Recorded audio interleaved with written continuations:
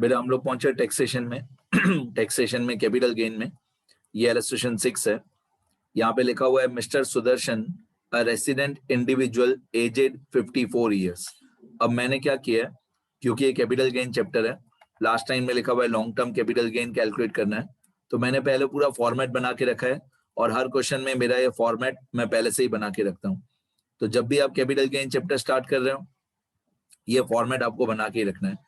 तो statement showing the computation of taxable capital gain of mister Sudarshan, status equal to individual, return equal to original.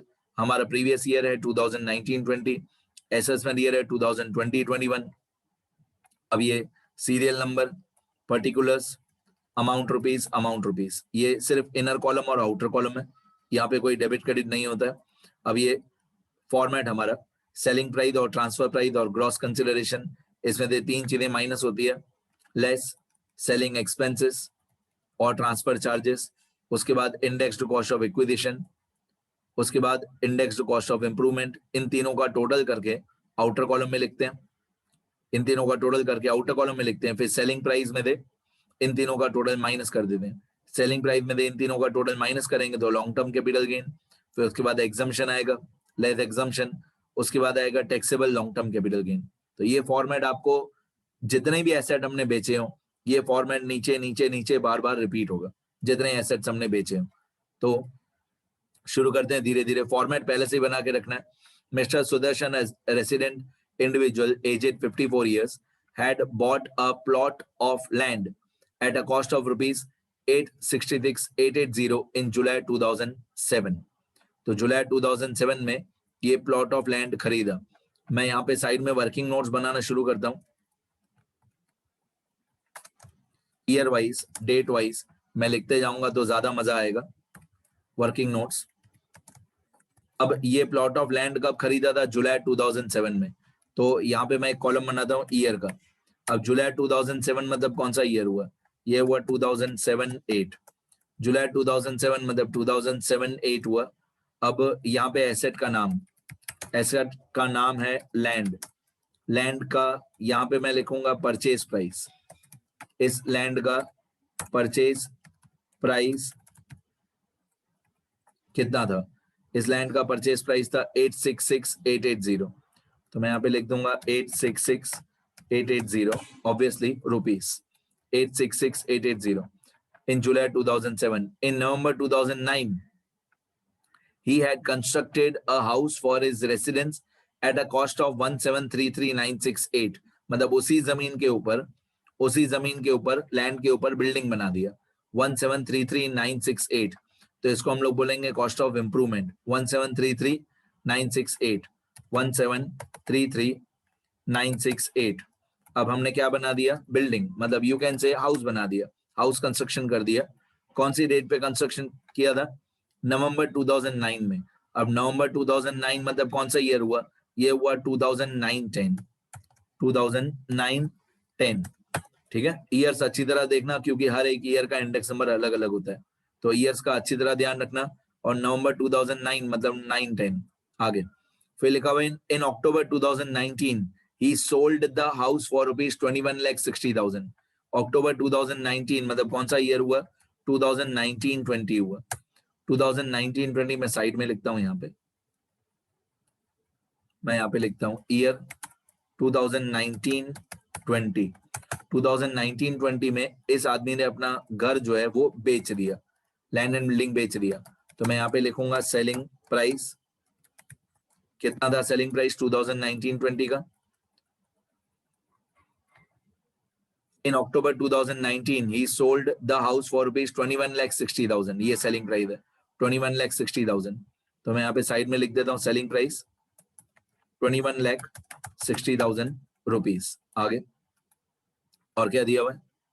फिर आपको दिया हुआ है and purchase another residential flat in November 2019 for rupees 80 lakh and another residential house in February 2020 for rupees 66 lakh।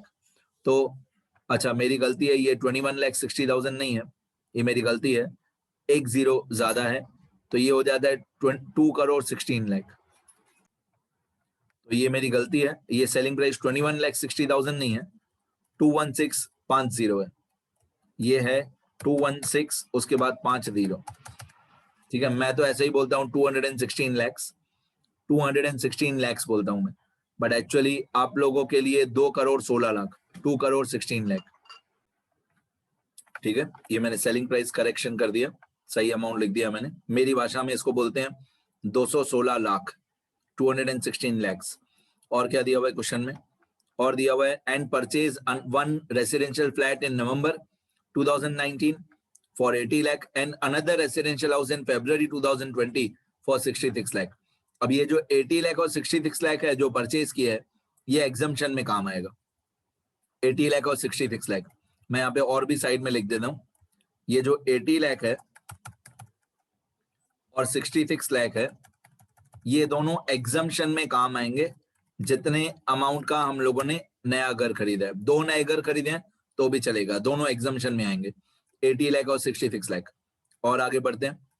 अब मेरे को चाहिए सबका इंडेक्स नंबर, ये ना CII, CII मतलब कॉस्ट इन्फ्लेशन इंडेक्स, CII मतलब cost inflation index for the financial year 2007-8, 9-10, 19-20 are 129, 148, 289। चलो एक एक करके, 2007-8 का 129, ये 2007-8 का इंडेक्स नंबर 129, मैं यहाँ पे ऊपर लिख देता हूँ CII मतलब कॉस्ट इन्फ्लेशन इंडेक्स 2007-8 का 129। और आगे 2009-10 का 148, 2009-10 का 148, 148, ये 2009-10 लिखा हुआ है और ये मैंने 148 लिख दिया। अब प्रीवियस ईयर का, प्रीवियस ईयर है हमारा 2019-20, उसका तो हमको याद ही है 289, 289, तो मैं यहाँ पे लिख दूंगा 289, प्रीवियस ईयर का 289 मतलब जिस साल में हमने अपना एसेट बेचा है 289, राइट। और क्या दिया हुआ है, you are required to compute the taxability of long-term capital gain under section 54 for the assessment year 2020-21।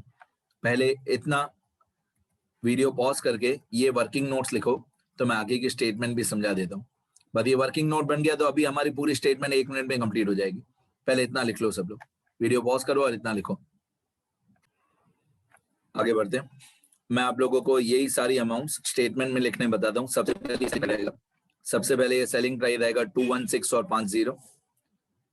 अब स्टेटमेंट का फॉर्मेट तो मैंने पहले ही बता दिया था आपको। एसेट सीरियल नंबर 1 मतलब एसेट नंबर 1, कौन सा एसेट हमने बेचा, तो हमने एसेट बेचा house property, asset sold, asset sold equal to house property. कितने रुपए में बेचा, सेलिंग प्राइस हमारी 216 लाख, 216 और 50, 216 लाख हमारी सेलिंग प्राइस।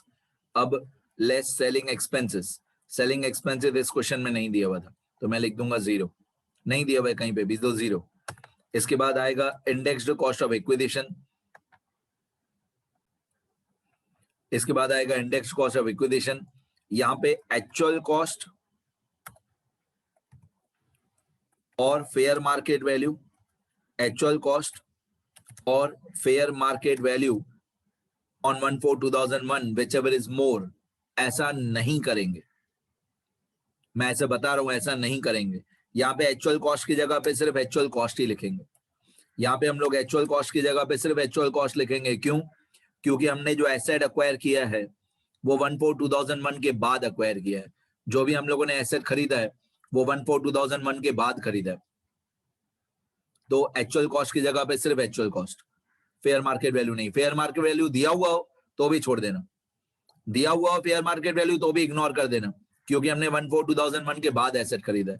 तो एक्चुअल कॉस्ट हमारा कितना था, एक्चुअल कॉस्ट जब हमने जमीन खरीदी थी ये वाला था 866,880,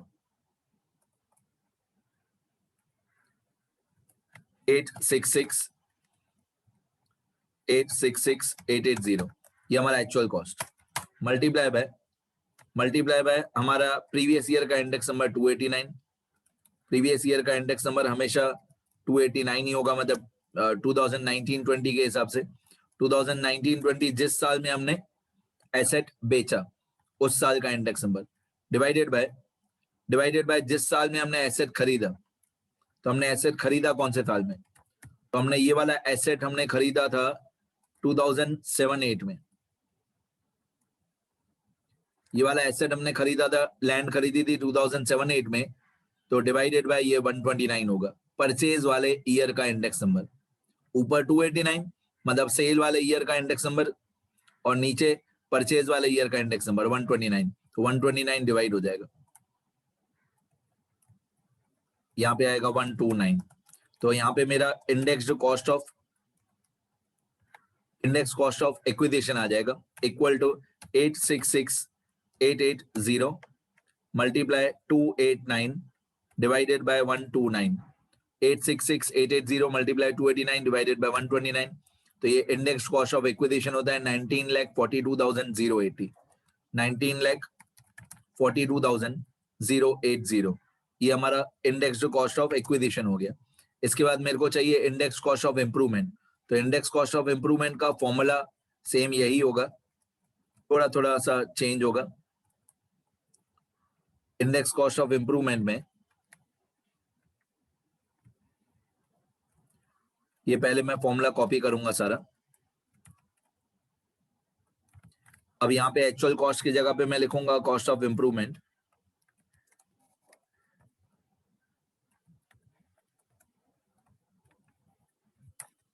एक्चुअल कॉस्ट की जगह पे cost of improvement multiply by index number of the year of sale divided by index number of the year of improvement, मतलब जिस साल में हमने खर्चा करवाया था, राइट। तो कॉस्ट ऑफ इंप्रूवमेंट कितना था हमारा जब हमने बिल्डिंग बनवाई थी, तो हमारा कॉस्ट ऑफ इंप्रूवमेंट था ये वाला 17,33,968, ये कॉस्ट ऑफ इंप्रूवमेंट हमारा 17,33,968 और इंडेक्स नंबर 148, ये डिवाइड होगा 148, तो 17,33,968, 17,33,968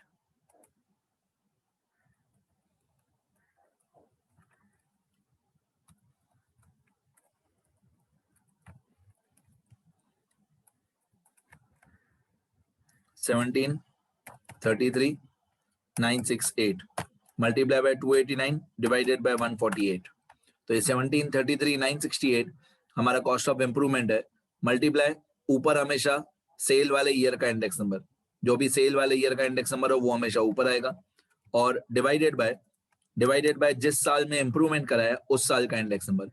तो हमने इंप्रूवमेंट कराया था 2009-10 में, उसका 9-10 का इंडेक्स नंबर था 148। अब इसका आंसर देखेंगे कितना आ रहा है, equal to 17,33,968 multiply 289 divided by 148, तो हमारा आंसर आएगा 33,85,924। अब जो तीनों लेस वाली अमाउंट्स है उनका टोटल इक्वल टू, पहले सेलिंग एक्सपेंसेस 0 है प्लस 19,42,080 प्लस 33,85,924, तो तीनों लेस का टोटल आता है 53,28,004। अब जो हमारी सेलिंग प्राइस था हमारा 2,16,00,000 216 lakhs माइनस 53,28,004, 53,28,004, तो हमारा लॉन्ग टर्म कैपिटल गेन आएगा 1,62,71,996, मतलब 162,71,996।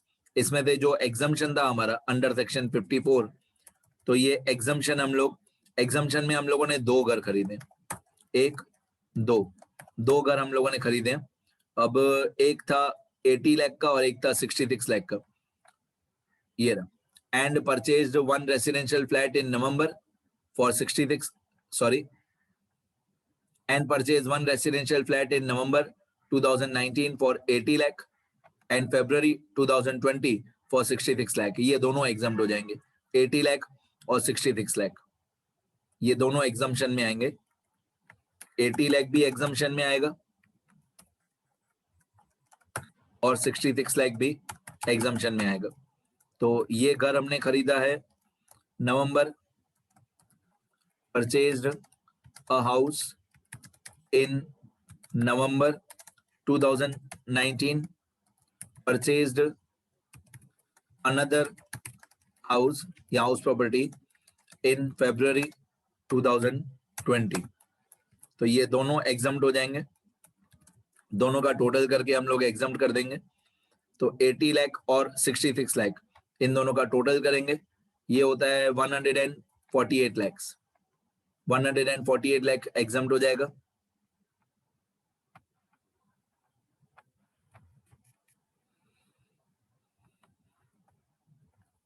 Equal to 80 lakh plus 66 lakh, 146 lakh.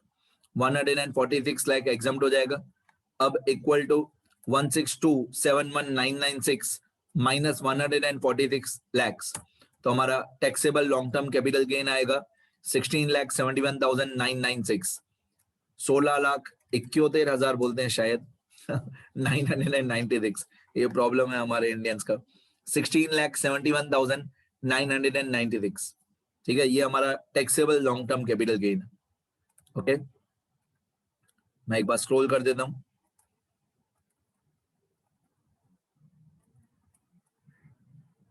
Illustration 6,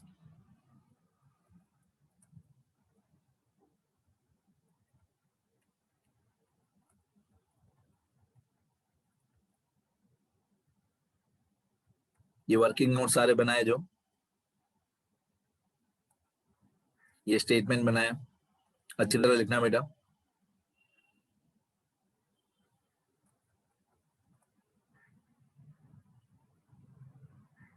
इकहत्तर बोलते हैं, 71।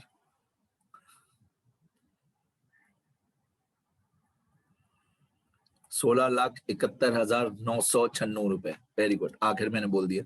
16,71,996, ये हमारा taxable long term capital gain. चलो इतना लिखना बेटा, लिखोगे तो याद रहेगा, लिखना अपनी हैंड राइटिंग में तो याद रहेगा बेटा। मिलते हैं नेक्स्ट वीडियो में।